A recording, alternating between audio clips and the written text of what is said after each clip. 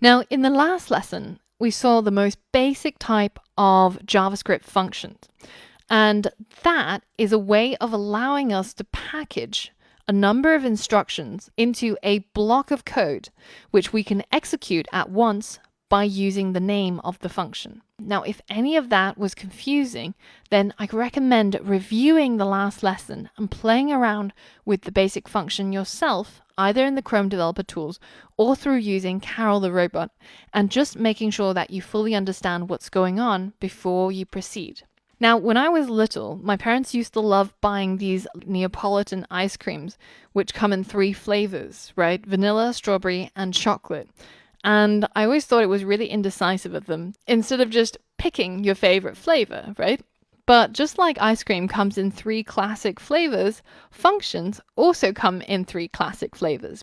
And what we saw just now was the vanilla version, the simplest form of the JavaScript function. So let's take a look at the next flavor of functions. And going back to our little house robot scenario, now what if I had the ability to not only say get milk, which executes all of the commands inside the get milk function, but what if I could say get milk and inside the parentheses, I specify the number of bottles of milk that I want the robot to get? Well, in order to do this, we have to modify our simple function a little bit. And we have to allow it to accept inputs, whereas previously we had nothing between the parentheses because that function didn't take any inputs. In this case, we're putting in the name of the input that is going to go into this function and allows it to be used inside the series of instructions. So in this case, when we call get milk, it's still going to execute all of these alerts to the robot to command it to do something. But in the middle, when we get to the buy milk section, it's going to tell it to buy a specific number of bottles of milk based on the input that the function gets when it gets called. So when we create the function, we're still using the function keyword. We're still giving it the same name called get milk. But in this case, in between the parentheses, we've got the name of the input. And in this case, it's called bottles. Now, that bottles is used much like a variable to contain the input. And we can now use it inside the function to calculate something or to do something with it. In this case, we're calculating the cost. Say if 1 bottle of milk costs $1.5, then depending on the number of bottles of milk the master wanted, then we would have to calculate the amount of money we have to give to the shopkeeper, right? Now, when you call this function, it's similar to what we did previously, but this time, instead of having empty parentheses, we're giving the input of 2. And this will get bound to that name bottles inside the function. So if we call this function using get milk parentheses 2, then 2 goes into bottles. So now we have a variable called bottles that's equal to 2, and then we can calculate cost, which equals to 2 times 1.5, which equals 3. So the cost is $3. And this is the second flavor of functions, which is kind of like the chocolate flavor, right? A little bit better than vanilla. And now when we say get milk 2, our robot knows how many bottles of milk to get. It will also be able to use that number of bottles to calculate how much money it needs to spend at the store and how much change it should get back for its master.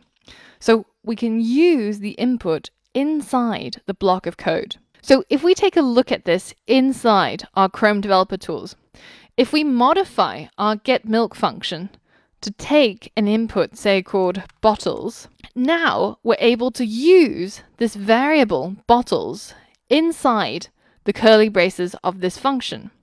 So for example, instead of simply console logging buy milk, I can now use that variable bottles inside my code. So now I want the console log to read by the number of bottles plus the string bottles of milk. So now when we call this function, we have to specify an input. So let's say buy 12, right? So let's put 12 in here.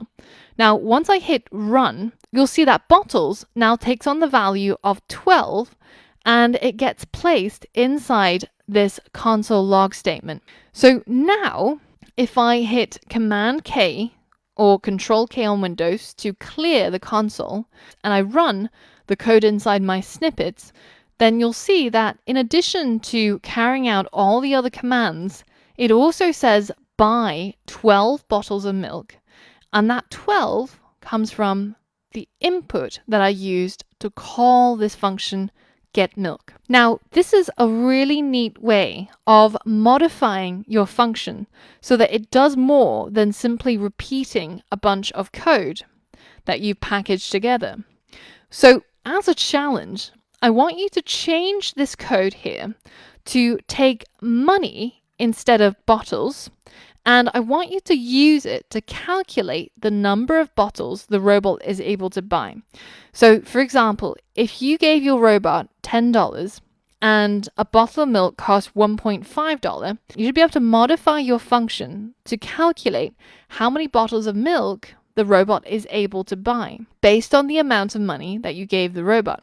So you should be able to say something like get milk, maybe $5, and if one bottle of milk is, say, $1.5, then that should mean that your robot should be able to buy 5 divided by 1.5, which equals 3.33. So it won't be able to buy a 0.3 bottle.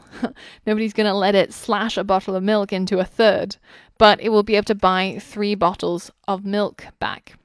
So see if you can modify this function in order to take an amount of money as an input and be able to change the console log to state how many bottles of milk it's going to buy based on how much money it got. So if you haven't followed the function up till now, you can download this code here in the resources section of this lesson, and you can use it to complete the challenge. So pause the video now and give it a go. All right, so this time, instead of taking bottles as an input, we're going to take money as the input. And this is just a name that we're going to assign to whatever number comes in through here. So we're going to keep this function call the same. So we're calling the function getMilk, giving the input a value of 5. Now 5 gets bound to this word money, and we can now use it inside the function. So for example, we can say something like var number of bottles equals money divided by 1.5, which we said in this scenario is the cost per bottle of milk. And then we're going to say console.log by number of bottles of milk. But right now, if we clean the console and run our code, you'll see that we're getting 3.3 recurring bottles of milk, which is not what we want, right? We want it to only say 3. So how can we get it to do that? Well, this might have required a little bit of Googling, but essentially what we're trying to do is how do we round down JavaScript? So we can see that the first link that we get is from the W3 schools, and you can see that it's pointing us towards something called the JavaScript floor method, where you can write math.floor, and inside the parentheses, we put the number that we want to round down. So let's give this a go over here.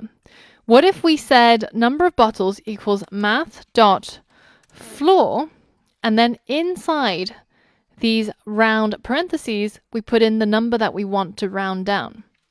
Now, it's important that we're rounding down because even if it was 4.99 bottles, we still can't buy 0.99 bottles of milk, right? So we have to round it down. So now if we run our code with this floor function here, then you can see that our code now tells the robot to buy 3 bottles of milk, which is exactly what we wanted. So very often when you're trying to do something with code, anything that you're trying to achieve is usually just a quick Google away. So I hope that challenge was interesting. And in the next lesson, we're going to look at an even more complex form of functions, which is functions that can give an output back in addition to taking an input.